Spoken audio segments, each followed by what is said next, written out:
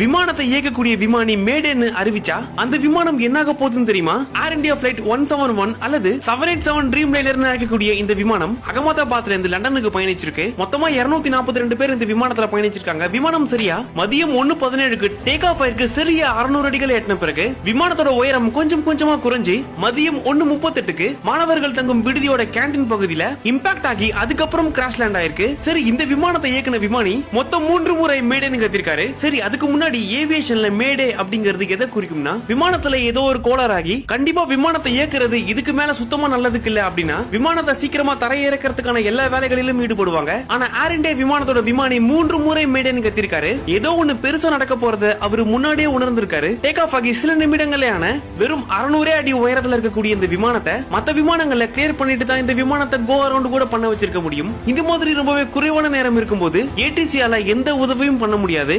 அது மட்டும் இல்லாம ஃபுட்டேஜஸ்ல லேண்டிங் கியர் கீழே தொங்கனபடி தான் இருக்கும். பொதுவா விமானம் டேக் ஆஃப் ஆகி சில நொடிகள்லயே லேண்டிங் கியரை ரெட்ராக்ட் பண்ணிடுவாங்க. ஆனா இங்க டேக் ஆஃப் ஆகி 6 நிமிடங்கள் ஆகியும் லேண்டிங் கியர் ரெட்ராக்ட் ஆகல. அடிப்படையில பார்க்க போனா இந்த விமானத்தோட இன்ஜின் பவர் ப்ரொடியூஸ் பண்ண ஃபெயில் ஆயிருக்கணும், அல்லது ரொம்பவே குரூஷியலான முக்கியமான காம்போனன்ட்ஸ் அல்லது சாஃப்ட்வேர் ஃபெயில் ஆயிருக்கணும். ஏன்னா இந்த ஃபுட்டேஜ்ல கீழ் நோக்கி போகக்கூடிய விமானத்தை விமானி திருப்பியும் மேல் நோக்கி இழுத்து பிடிச்சிருப்பாரு. ஆனா இந்த கிராஷுக்கான காரணத்தை தீவிரமா விசாரிச்சுக்கிட்டு இருக்காங்க.